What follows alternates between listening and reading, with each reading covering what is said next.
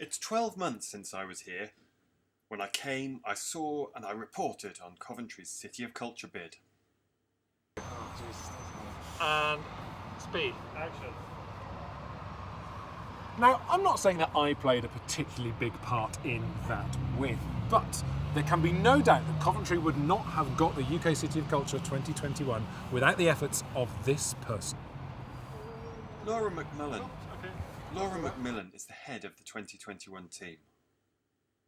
Laura McMillan oversaw the city's successful bid, and she was telling me how recently So, the team from what has Hull, happened who'd since just you won been the UK bid? City of So the Culture, team came from to Hull Coventry came to pass on Coventry, their a couple of wisdom. them for the first time. Do they turn up in like a van and they all run out and like with a super, City of Culture team? Oh, they van? didn't, but they missed a trick. They should have Should have done. done So they came for the day and they met probably about 20, 30 people that have been working on the bid, and they gave us some amazing advice. They've been so open and so honest. Great. One of the big things being, do this your way. So they did it their way and they were hugely successful, but Coventry is going to tell such a different story. We're a different city, so I'm really excited to get to grips with what does a Coventry year of culture look like.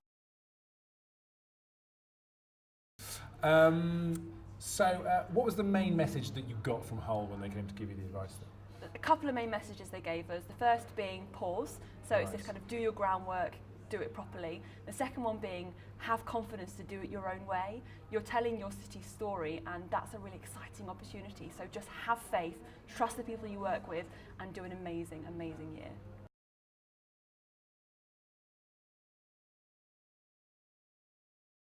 Untapped potential, that it could be doing much better than it is. Absolutely. I think the major reasons that we won are because of the impact that we can make on the UK. It's about looking at how you can use culture to bring communities together and to start new conversations. And I mean culture in the widest sense of the word. I don't just mean theatre and dance and drama, although they're incredibly important. We're also looking at food and gaming and all the different ways that people engage with each other, but maybe don't class it as culture, because culture could be a scary word. People can go, oh, culture, that's not for me. It can alienate people, and you don't want to do that here, do you? No, absolutely. This is about our communities, it's about the city. And if they don't feel involved and they don't feel like this belongs to them, I might as well go home now, because it has to.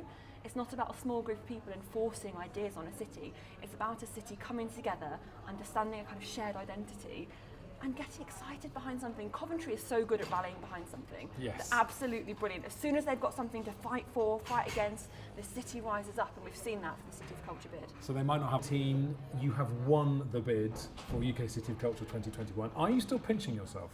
Yes, every day. Right. I think you hope that you'll win, but you never really believe it until you see that kind of envelope open and Coventry come out, because also we couldn't hear the words, so everybody was kind of celebrating, and we're still not quite sure what it says. But yeah, it feels amazing, and I'm really glad to be able to bring something back to my home city along with all the amazing people. One of the reasons Coventry's bid impressed the judges was because the city was able to demonstrate an impressive commitment to culture, strong partnerships across the region, and an impressive array of events that would happen regardless of whether they won or not.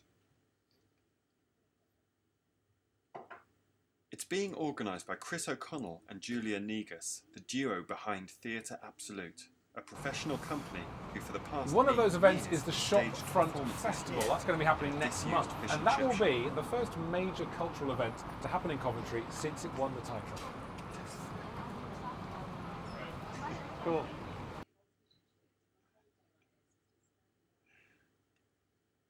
Shopfront has been around for a few years, and it's just one of the unusual and eye-catching cultural events that happen I'm ready when regularly you are, in Edward. Coventry. Just look at all this. Do you want me to do it handheld? Just press record. Okay. Running. There we are. Okay. Action. So, Chris, Julia, thanks very much for welcoming us here into the Shopfront Theatre, which is now That's part what of the I'm talking Shopfront Festival. Tell us more. about Yeah, it. the Shopfront Festival is an event which has grown out of our work here in the Shopfront Theatre. It's a weekend event on the 23rd and 24th of March this year, and it's an event really which is kind of signalling and leading us towards the City of Culture for 2021. Something that's a pilot that we're really testing, so we're talking about the idea of taking theatre into and circus and music and dance into the precinct spaces across the city, but also into other disused shop spaces as well. So it's a real kind of a mixture of different approaches to looking at the city in a different kind of way. And it's not just happening here then? No, so there's a programme of events here in our space, but there's Yeah. also other spaces that we'll use as well across the city centre to put work into that as well, yeah. We went to the council and they've been brilliant with us, and we said, listen, can we just have a space like a pop-up but maybe for 18 months so we can see if it works? And so 9 years later we're still here, and the whole point is we're on the street, and it's like theatre can be accessed anywhere, can be anywhere. We're the only kind of professional space of its kind in the whole of the country, and it's that idea that, you know, the windows are there, knock on the window, and you have a dialogue straight away with the artists and theatre makers. You're not filtered out or anything. It really is about that thing, like, well, how can we help you? And if we can't support you, then maybe we can know somebody we can refer you to, etc. So, and that's how we've built our core following in terms of audiences, but also people.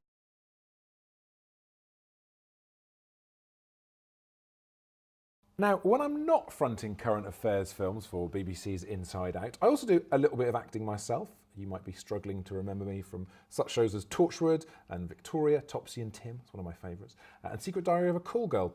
Probably don't tell my mum about that one. And I've done a fair bit of theatre acting myself as well, but I have never acted inside a disused fish and chip shop. What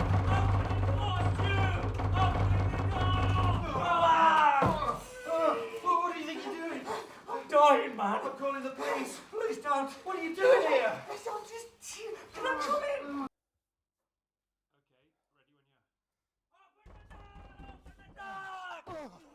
What are you doing here? I'm dying, man. I'm calling the police. No, please don't. What do you think you're doing? Can I come in? This is the bit where I die. This is not a good time.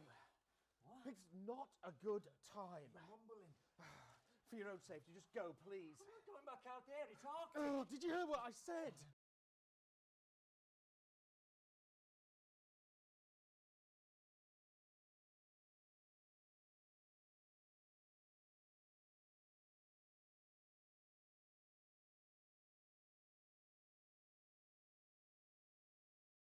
I love this astronaut, it's fantastic.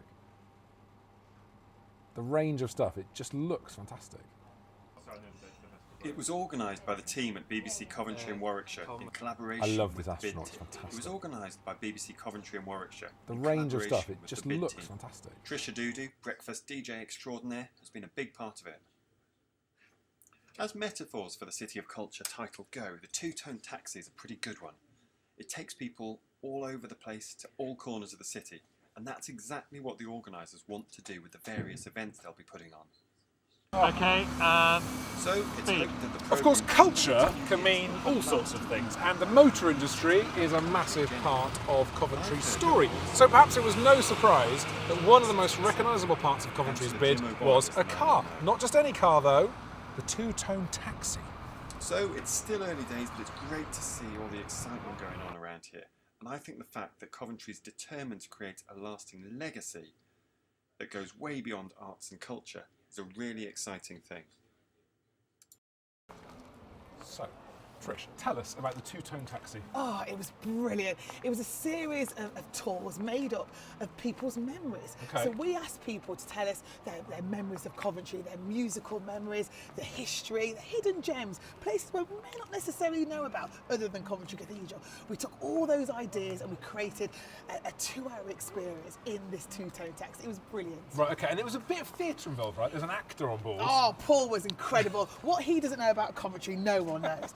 He was fantastic. He guided us through all the different areas, like Delia Derbyshire, the woman who created that scary Doctor Who music, right through to two-tone when that was created, and the big car manufacturing history. Okay, and it's the perfect image, isn't it? It's the perfect symbol for Cov, because you've got your Coventry taxis, Made in Coventry. you're hitting the roads, you've got your ring roads. Absolutely. All these great Coventry icons. It's what won us the bid, surely. Absolutely. And to be honest, what we found out, we found out so much ourselves by asking people about these memories. So we learned as much as them in the taxi. You really connected with people. Yeah, really it did. did. Is he going to come back? Oh, we really hope so. We really hope so, Tom. A lot of people are asking for it to come back. Yeah. So just watch this space. Okay, we'll do. I'm ready. and one more. Gary, can we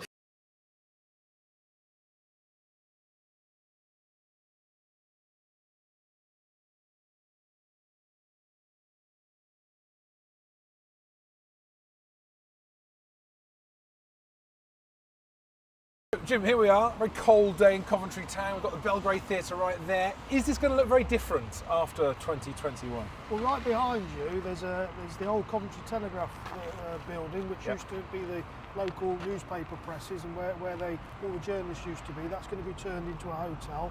Right behind your cameraman there is the old cooperative, which is famous to Coventry residents. They've spent many of their pounds, shillings and pence over the years for 50 years. It closed a couple of years ago. We're now reopening it. It's been turned into luxury flats. There's restaurants going on there. It's a real sign of the redevelopment of our city. We're making good of what was old into something that is new, that is attracting not only residents of Coventry, but new people into the city as well. And the requirements of winning this bid, you're going to need a lot of hotels for a start, right? Yeah. What's the plan there? We'll need a lot of hotels because we need all the visitors. We have quite a lot of visitors come to this city for businesses. We need people come as tourists as well. So we're in talks with other hotel chains over by Friegate, by the railway station, which is really, really important. But you're putting up all these hotels, but Friegate, that's been empty for a while, hasn't it? It's been empty, and that's why we've done a deal to make sure the council are now 50% land ownership, because now what we've done is we can use the money from the combined authority, £50 million, to really get that started.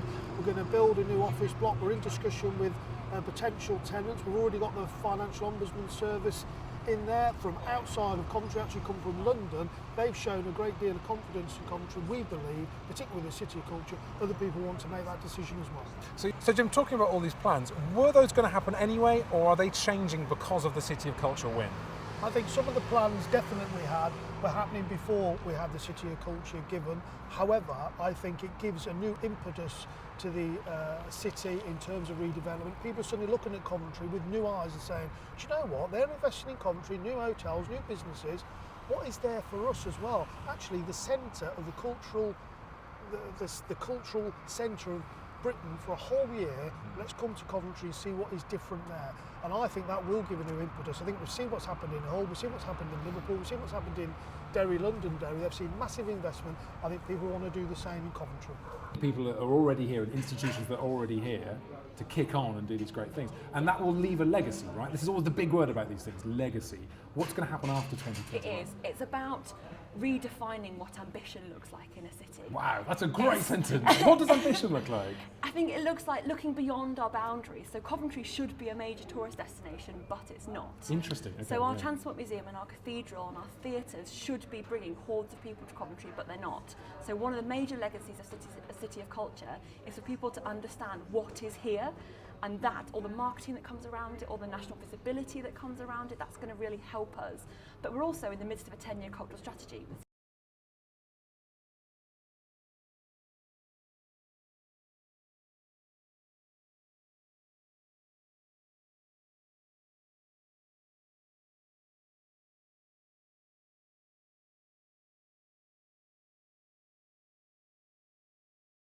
For too long, Coventry has had quite a bad press. And this whole City of Culture thing is a great opportunity for the locals to tell the world what they've known all along.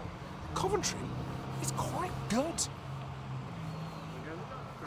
The pirouette again!